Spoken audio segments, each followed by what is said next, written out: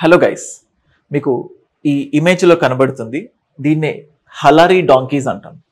So బేసికల్గా ఇది గుజరాత్లోని సౌరాష్ట్ర రీజియన్కి చెందిన హలర్ అనే రీజియన్లో ఉన్నాయి కాబట్టి ఆ పేరుతో దీనికి హలారీ డాంకీస్ అని చెప్పేసి పేరుంది.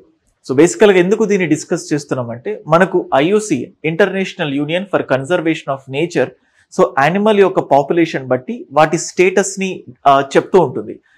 లైక్ ఎండేంజర్డ్ కానీ, వల్నరబుల్ కానీ, ఎక్స్టింక్ట్ కానీ, ఇట్లాంటి డిఫరెంట్ స్టేటస్.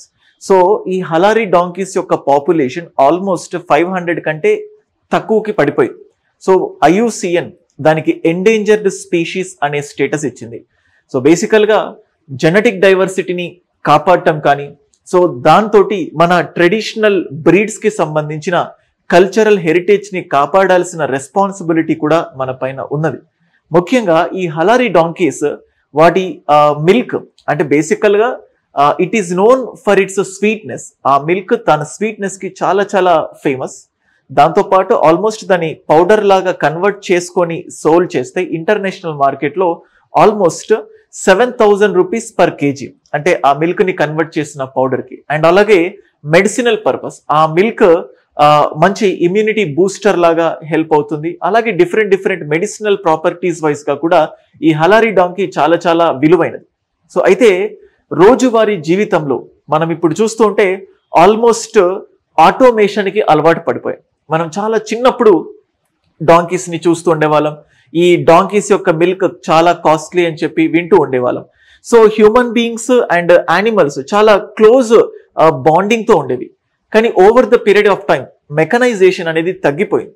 సో మనకు యానిమల్స్ పైన డిపెండ్ అవ్వడం, సో వాటి వల్ల అంటే వాటి అవసరాలు కూడా తగ్గిపోయేసరికి, మెకనైజేషన్ తగ్గేసరికి సో వాటి యొక్క పాపులేషన్ కూడా ఆటోమేటికల్గా తగ్గుతూ వస్తుంది. వీటి యొక్క మెయిన్ యూనిక్నెస్ ఏంటంటే అవి తక్కువ తింటాయి, తక్కువ డ్రింక్ చేస్తాయి, వాటర్ తక్కువ కన్జ్యూమ్ చేసుకుంటాయి, అయితే ఎక్కువసేపు ఉండగలవు. సో దట్ ఎక్కడైతే తక్కువ రిసోర్సెస్ ఉన్నాయో అలాంటి ప్లేసెస్లో ఈ హలారీ డాంకీ చాలా హెల్ప్ఫుల్గా ఉంటాయి.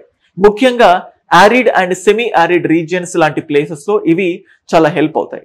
సో వీటిని కన్జర్వ్ చేయడంలో భాగంగా ప్యూర్ మేల్ అండ్ ఫీమేల్ బ్రీడ్స్ని ఐడెంటిఫై చేసి మంచి కన్జర్వేటివ్ లేదా ఎక్స్పర్ట్స్ యొక్క ఆధ్వర్యంలో బ్రీడింగ్ లాంటి టెక్నిక్స్ యూజ్ చేసుకొని వాటి పాపులేషన్ని పెంచితే ఆబ్వియస్గా జెనెటికల్ డైవర్సిటీ పెరిగి సో మళ్ళీ వాటి పాపులేషన్ని మనం కాపాడగలుగుతాం. సో బేసికల్గా so genetical diversity is very much important. రీసెంట్గా కునో నేషనల్ పార్క్లో చీతాస్ గురించి మనం వింటూ ఉంటాము. So every animal has its own important. అయితే ఎగ్జామినేషన్ పాయింట్ ఆఫ్ వ్యూలో దీంట్లో నుంచి ఎలాంటి క్వశ్చన్స్ అడగొచ్చు? IUCN స్టేటస్లో హలారీ డాంకీ స్టేటస్ ఏంటి? It is an endangered species. ఇది ఇండియాలోని ఏ రీజియన్లో దొరుకుతుంది? గుజరాత్లోని సౌరాష్ట్ర రీజియన్, బేసికల్గా హలార్ అనే ప్రాంతం. సో ఇవి ఏ ప్లేస్లో ఎక్కువగా హెల్ప్ అవుతాయి? యారిడ్ అండ్ సెమీ యారిడ్ రీజియన్స్లో ఎక్కువైతే రిసోర్సెస్ తక్కువ ఉన్నాయో అలాంటి ప్లేసెస్లో.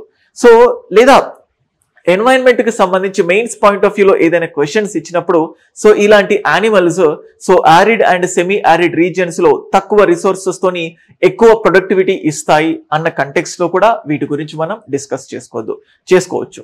So that's what. సో ఇది హలారీ డాంకీకి సంబంధించిన స్పెషాలిటీ.